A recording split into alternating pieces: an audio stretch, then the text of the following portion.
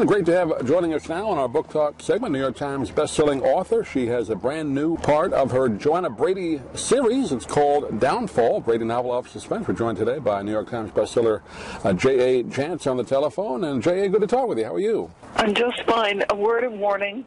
Yes. I'm on a book. There may be noise. Our water heater gave out yesterday, and when you are an author on tour, the idea of taking a cold shower is not a good one. No problem. No, we're right near an airport where I am, so you may hear some noise there too, but don't worry about it.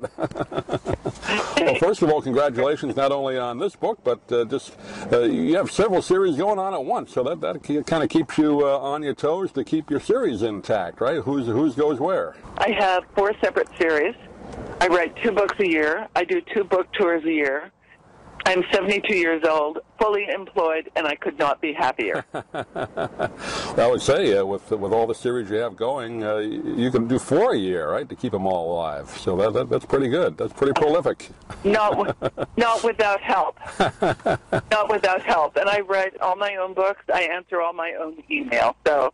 Well, let's talk about this particular one. Again, it's called Downfall. This is your Sheriff Joanna Brady, which is kind of an interesting character in her own right. I don't like to give too much away when I talk about novels, so I won't give much plot away, but she's a sheriff, and she's got a lot going on in this particular case in this book, right? Yes, this is Joanna Brady, number 17. I wrote a novella called Random Act, and that came out about a month and a half ago. And novellas are sort of like the literary equivalent of going to a wine tasting. They give you a little sip of various kinds of wines in hopes you'll buy either a bottle or a case. And novellas are a literary tasting of various authors' works. So in Random Acts, Joanna's mother and stepfather perish as a result of a freeway shooting. It's a random act of violence to which Joanna responds with a random act of kindness. So that novella takes place just a couple of days before the beginning of Downfall. So when Downfall opens, Joanna is grieving the loss of her mother and stepfather. She's planning their funerals. Her 18-year-old daughter is going off to college. Her 5-year-old son is going off to kindergarten. She's pregnant with her 3rd child. She's running for re-election for her 3rd term for the office of sheriff in Cochise County. And, oh, by the way, a double homicide has just fallen into her jurisdiction. She's a very busy lady. Yeah, well, that's a lot to deal with, particularly if you're pregnant, to have to deal with that, with a case too. So that adds a lot to the character when you have that going on. Well, it does. I've always, as a reader, I've always objected to these sort of singular heroes who live alone with maybe a dying ficus in their living room, and they can devote 100% of their time and effort to the case. Most people live more complicated lives than that, and that's true. Yeah. Joanna's life is complicated. She's always had a troublesome relationship with her mother. They've always been at odds from the very first page of the very first book, 17 books ago. In Desert Heat, Joanna and her mother were already feuding then. Over the course of the years, Joanna and her mother had gradually changed a little bit, so they're beginning to see each other's point. Joanna always imagined that eventually they'd get to a form of détente. Unfortunately, they just ran out of time. So not only is Joanna grieving her mother's death, she's grieving the relationship that might have been and never was. Well, you said 17 novels in the Joanna Brady series, so you've really had a chance to not only develop a character, but kind of explore in depth different aspects of her life as you move along. So you really got to kind of dig deep. For every book that you write, there's more layers you got to find, right? And remember. That's true. You got to remember, right? That is the advantage of writing a series. You can put more character development in over a series of books than you can in a single volume. This is the 17th book. There are approximately 100,000 words, give or take, in each of those 17 novels. So So that means I've written 1.7 million words in the Joanna series alone. Well, like you said, when you continue her story, you have to go back and reread some of your notes from, say, book 4, just to kind of make sure you're not Yes, I do. contradicting yourself. Yeah. I do, and I have been, with more than 50 books, I have been caught up in forgetting something. There was a throwaway sentence in Beaumont number 9 that came back to haunt me when I wrote Beaumont number 21.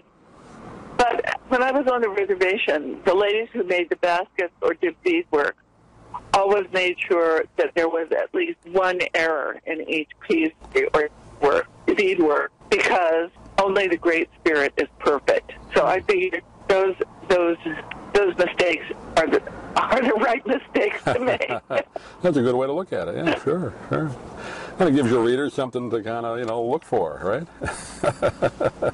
keeps you on your toes. So that's good. But there was one occasion when a stray Joanna, the word Joanna, made it into an alley book, which of course Joanna had no business being in, and we found it out after the hardbacks were printed and before they shipped. So we turned it into a game, and I announced on my blog, there is an error in this book. The first person who finds it will receive a prize. The book went on sale at midnight, and by the time I opened my email at 6 o'clock the next morning, somebody had found it. Wow. They read through it that quickly. Yep. Well, that's good. Shows your readers are paying attention. So that's good. Yeah. But particularly when you write a crime book, you really have to develop clues and plot line and all that. So that makes the readers pay attention. Yes, it does. For people who have never heard of my books before, don't worry about coming in on book number 17. I know that each book I will encounter new readers. So when I write the book, I try to include enough detail about the ongoing characters so that my new readers will feel comfortable in the book without boring my longtime readers to death. But I don't want to give my new readers so much detail that they won't go back and read the others. That's a good way to do it. People have told me that reading my books is a lot like eating Fritos. You can't read just one. Just one. Well, the name of this one is Downfall, a Brady novel of suspense. We've been talking with J.A. Jance today. And J.A., give out your website. People can get more information about you and the book. Well, it's very easy to remember. It's jajance.com. On that website, you'll find my schedule. You'll find a blog. I write a blog every week, which is sort of a window on my world, and you'll find contact information. If listeners would like to be on my newsletter list, they need to send me their first and last name, city, and state, and I'll put them on my newsletter list. That list, by the way, belongs to me.